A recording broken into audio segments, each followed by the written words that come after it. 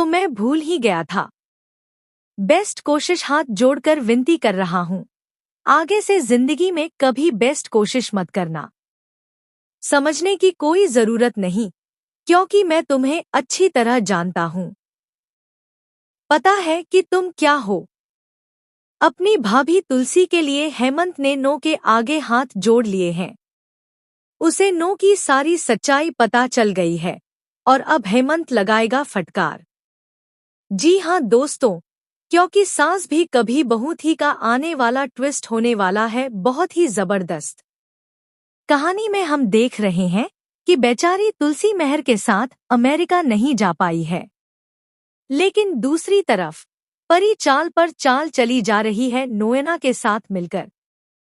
और अब परी की दोस्त मानी यानी मालती, जिसका रिश्ता अंगद के साथ तय हुआ है, वह अपनी मासी नोएना की मदद के लिए एक अतरंगी आइडिया दे चुकी है। वहीं दूसरी तरफ जब हेमंत यह देखता है कि तुलसी के होते हुए यानी अपनी पत्नी के रहते मिहिर नो का हाथ पकड़कर एंट्री कर रहा है, तो यह देखकर हेमंत को बहुत अजीब लगता है। यानी अब जो घर में चल रहा था वही अब विदेश में भी जारी है। मिहिर और नो की नजदीकियां बढ़ती जा रही हैं, जो हेमंत को बिल्कुल अच्छी नहीं लगती, क्योंकि हेमंत जानता है कि उसकी भाभी तुलसी कितनी अच्छी है और उनका प्यार कितना सच्चा है। लेकिन इस प्यार को टूटने या इसकी नींव हिलने में ज्यादा वक्त नहीं लगेगा। यह बात हेमंत महसूस कर चुका है। इसीलिए वह बिना डरे मिहिर से कह देता है, क्या यह आपको अजीब नहीं लग रहा?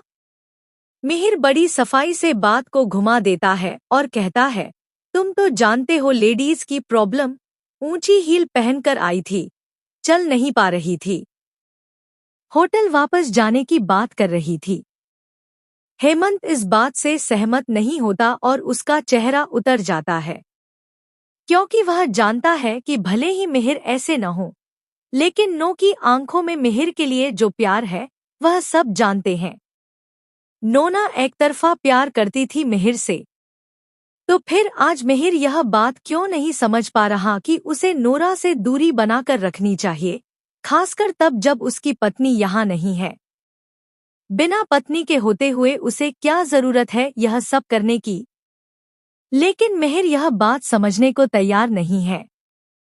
उल्टा वह हेमंत को चुप करवा देता है जब हेमंत उसे इनडायरेक्टली समझाने की कोशिश करता है। तुलसी का घर और दिल टूट न जाए, इसलिए हेमंत नोना के आगे हाथ